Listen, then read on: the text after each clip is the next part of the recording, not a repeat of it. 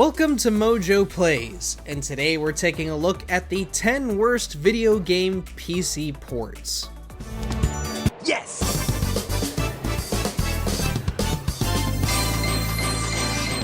PC gaming is absolutely the master race, until it isn't. These are the games that made us lose our faith just a smidge. Which PC port left you miserable?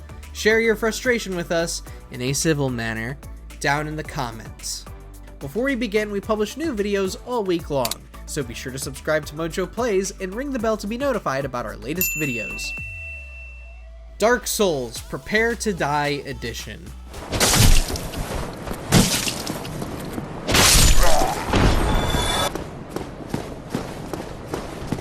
Let's just get this one out of the way. For those of you who are deeply ingrained in PC gaming, you probably thought of Dark Souls when you saw this pop up on your feed, specifically the Prepare to Die edition.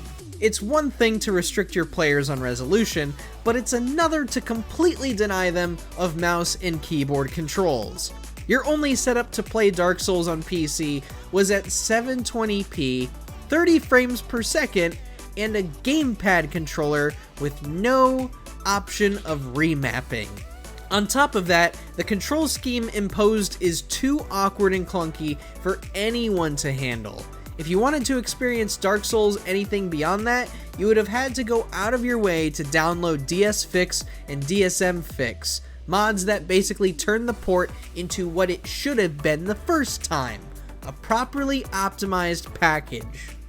Batman Arkham Knight. You had enough yet, punk? Speak up, we can't hear you. If you didn't think of Dark Souls, you probably thought of this train wreck of a PC port.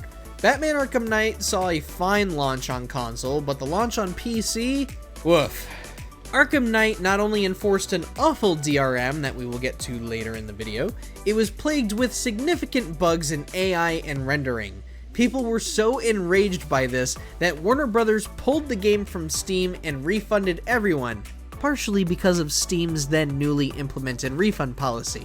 Today the game runs better than it used to, but you still have to use de novo in a single player game. The Last of Us Part 1. What in the mother-lovin' Sam Hill happened here? The Last of Us Part 1 should have been a shoo-in for success after Sony ported several of their games to PC like God of War 2018 and Horizon Zero Dawn. They even bought a studio in 2021. Anyone remember Nix's, whose specialty has been PC ports since 2001 with Soul Reaver 2? They bought that just a couple years ago. So what logic justifies the decision to just, not use the studio you bought for a product like this, and instead let Naughty Dog do it themselves with assistance, quotations around assistance by the way, from Iron Galaxy, a studio who has a notorious reputation when it comes to PC ports? Where is the logic in this? Hey, at least, if you ever wanted to see Joel and Ellie put on their best Groucho Marx cosplays, you got your wish at least. I know I got mine. Crash Bandicoot Sane Trilogy.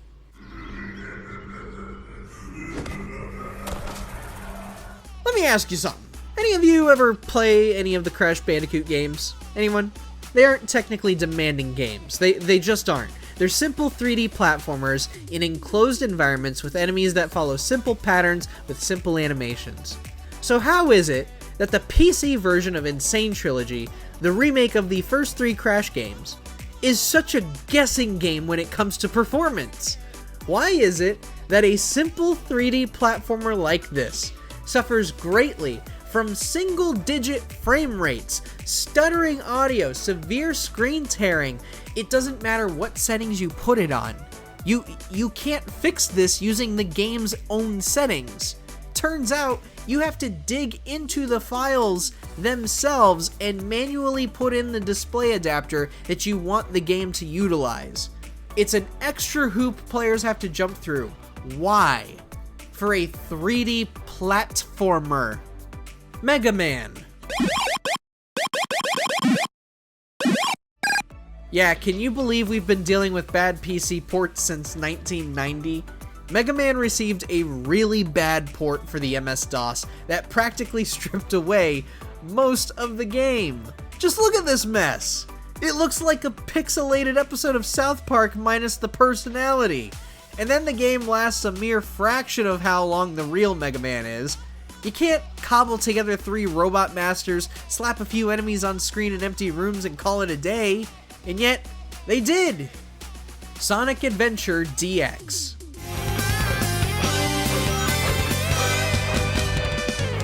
Even Sonic wasn't fast enough to escape PC port outrage. Sonic Adventure DX was done dirty when it came to Steam in 2011.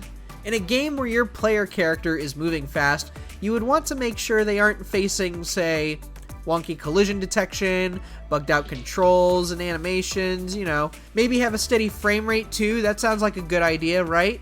No, Sonic Adventure DX is so busted on PC that most users have had to install mods just to get it to run decently. There's even a belief that simply opening Google Chrome will get it to run correctly.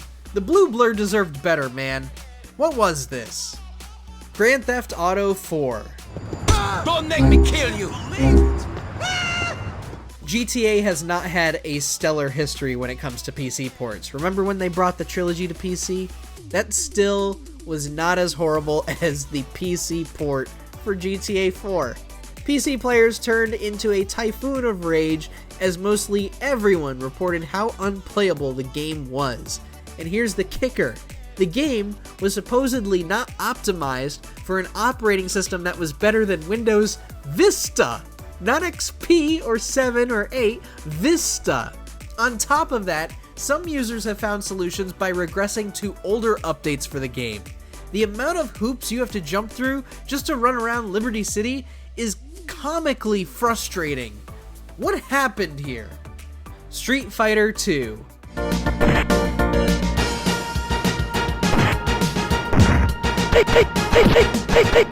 There is a pretty dramatic reason as to why no one ever talks about Street Fighter 2 on PC. At least not the version that was released for Amiga, Commodore 64, ZX Spectrum, MS-DOS, and Atari ST. This version of Street Fighter 2 completely annihilates how the game is supposed to be played, tanking severely in performance. And that isn't even the worst of it. You have severe graphical and audio glitches, discolored sprites, inferior controls, and just utterly lifeless level design. This was not and should never be the way to play any kind of fighting game. Super Mario Bros. Special.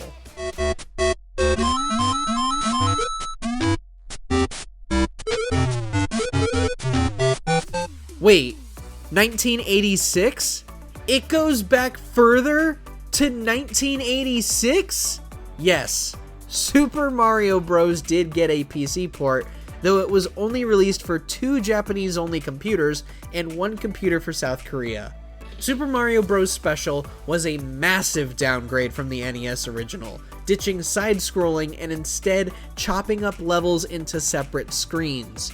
Oh, but the game can use half of the available color palette said computers had access to, and include more power-ups that were not present in the original game. But cohesive navigation and keeping Luigi in and also having some kind of technical competence? Nah, that's too much, man. That's too much. Assassin's Creed Origins. Rouse yourselves! Trouble here! The gods answered my call. Target is What could possibly be worse than forcing your players to play your game with below standard settings, or subpar graphics, or being borderline unplayable? How about hand-fisting a botched and imposing DRM into your single-player campaign that has virtually nothing to do with online connectivity or multiplayer? Well, Ubisoft tripled down on that by forcing players to allow not 1, but 3 DRMs into their single-player game. Denuvo, VRM Protect, and Ubisoft's own Uplay. For those who are unaware, these DRM programs are designed to prevent users from altering games and are programmed into the games themselves, but they have often been the cause of many PC port problems.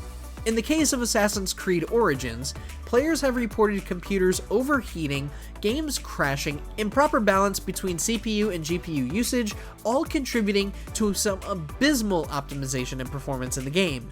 If you see any game requiring a DRM, be extremely cautious and do your research beforehand.